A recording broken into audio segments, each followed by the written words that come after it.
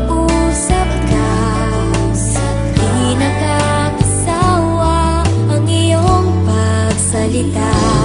Tulad ng isang awiting kay gandang pakinggan, mula sa simula hanggang wakas. Sadyang ganyan ang damdamin ko sa'yo. Mahirap maintindihan, subalit totoo. Kahit kailan sa buhay kong ito,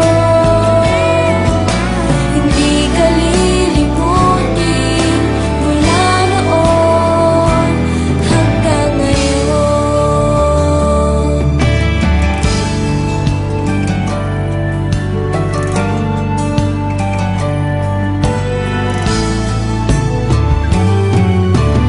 Bakit kaya pag nakausap ka, di nakakasawa ang iyong pagsalita?